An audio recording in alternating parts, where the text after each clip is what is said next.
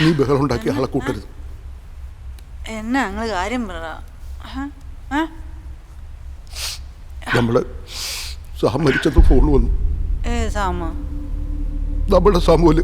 അയ്യോ നിങ്ങൾ കള്ളു കുടിച്ചു വന്ന് ചുമ്മാ പിച്ചും ഭയം പറയരുത് കേട്ടോ. അവൻ വരുന്നുണ്ടെന്നാണല്ലോ ഇന്ന് രാവിലെയും കൂടെ അന്നെ എന്നോട് പറഞ്ഞത്. അല്ല, സത്യമായിട്ടും ഇപ്പൊ ഫോൺ വന്നു. ഫോൺ അറ്റൻഡ് ചെയ്തപ്പോ പറഞ്ഞു സാമൂല് മരിച്ചു പോയത്. അയ്യോ സത്യമായിട്ടോ? എന്റെ കർത്താവേ.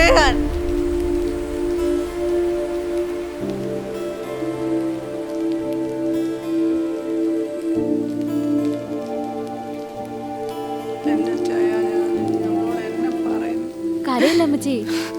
രാവിലെ എന്നെ സാധ്യതയോടെയാണെന്ന് കൊച്ചാന്നറിയാം. അമ്മച്ചാണ് കോഴിയുടെ. എന്റെ അമ്മച്ചി നിങ്ങൾ പെട്ടെന്ന് കയറി ചെന്നൊന്നും പറഞ്ഞേക്കല്ലേ. ആ ചാച്ചാ ഒന്നും പറയല്ലേ.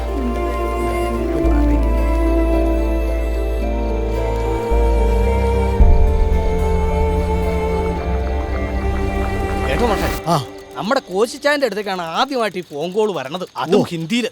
അതിർത്തി വെച്ച് വെടിയേറ്റ് മരിച്ചെന്നാ കേട്ടത്. ആണോ? നിസാര കാര്യമുള്ളന്നേ. അതിർത്തി തർക്കം അത് പറഞ്ഞു തീർക്കാവുന്ന കേസല്ലേ ഉള്ളൂ. അത് എത്തിച്ചേർന്നത് വെടിയില്ല. അത് കഷ്ടമായി പോട്ടോ. അല്ല, ഈ ബോഡി എപ്പോഴാ കൊണ്ടുവരുന്നത്? അത് പെട്ടെന്ന് കിട്ടുന്നേ.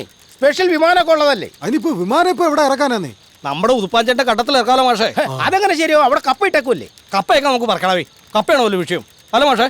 ആ ചുമ്മാ കപ്പ വലിയ കപ്പ വിഷയം തന്നെയാ. കണ്ടിട്ടേ ആ ഒരു മരണ വീടിന്റെ ഓളൊന്നുമില്ല അല്ലേ? അത് ശരിയല്ലേ. വളരെ ഉണ്ടുണ്ട്. അവിടെ വെച്ചോ.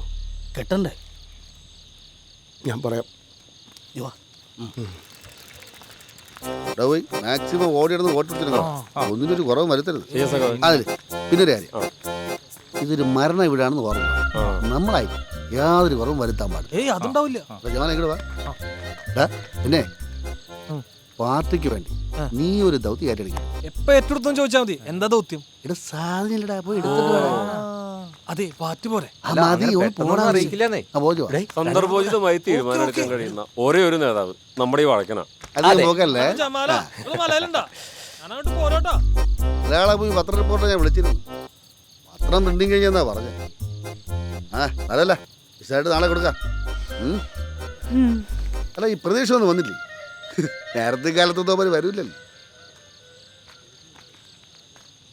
അതെ, നമുക്ക് ആ അന്നയുടെ വീട്ടിലൊന്ന് അറിയിക്കണ്ടേ? വേണം വേണം. ആശാന്താ, ഇല്ല ലേറ്റ് ആവത്തില്ല. ഇപ്പൊ തന്നെ വിട്ടേക്കാം. ശരി.